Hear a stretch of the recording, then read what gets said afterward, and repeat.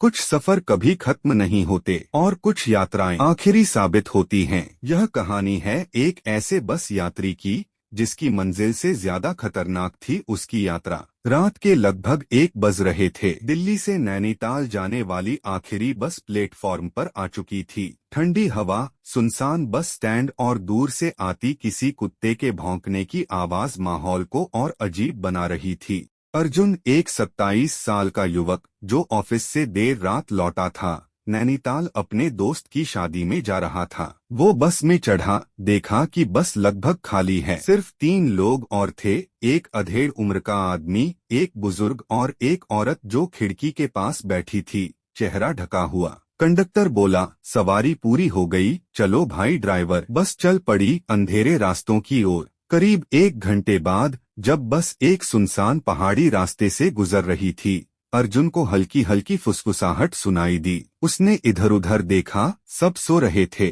मगर वो आवाजें तेज हो रही थीं। मुझे निकालो, मुझे छोड़ दो। अर्जुन ने झटके से पीछे देखा, सीट खाली थी। उसने ड्राइवर से पूछा, भाई क्या कोई बोल रहा था? ड्राइवर बिना देखे बोला, रात में इस रूट पर मत पूछो साहब, जो दिखे वो जरूरी नहीं जिंदा हो। अर्जुन थोड़ा घबरा गया। उसने खिड़की से बाहर देखा, घना अंधेरा और जंगल।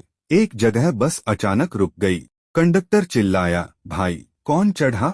कोई तो चढ़ा है। ड्राइवर बोला, मैंने किसी को नहीं देखा। लेकिन अर्जुन ने साफ देखा, एक आदमी जो पूरी तरह भीगा हुआ था बस में चढ़ा और सबसे पीछे बैठ गया। चेहरा नहीं दिखा, बस फिर चल पड़ी। लेकिन अब माहौल पूरी तरह बदल चुका था।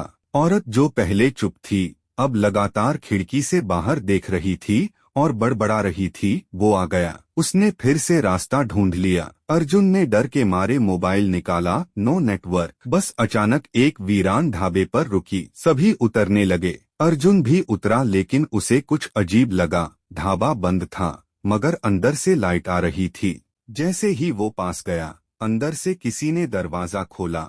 वही आदमी जो बस में भीगा हुआ चढ़ा था। उसने मुस्कुराते हुए कहा, तुम्हें आने में देर हो गई। अर्जुन पीछे मुड़ा, बस गायब थी। बाकी यात्री भी नहीं थे। सिर्फ एक चीख गूंज रही थी, बचाओ बचाओ। अर्जुन भागा। अंधेरे में वो भागता गया। फिर अचानक सड़क पर आ गिरा और उसके सामने फिर से वही बस रुकी। वही ड्राइवर, वही कंडक्टर। ड्राइवर बोला, साहब आप फिर से चढ़िए, टाइम हो गया।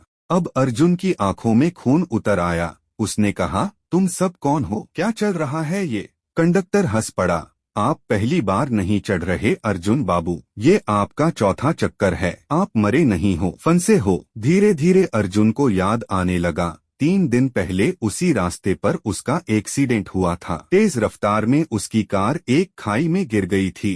पता चला कि अर्जुन मर चुका था और उसकी आत्मा उसी बस में फंसी थी। वो बस उन आत्माओं को लेकर चलती थी जो अचानक मरे थे और जिनकी मौत उन्हें स्वीकार नहीं थी। आखिरी मौका।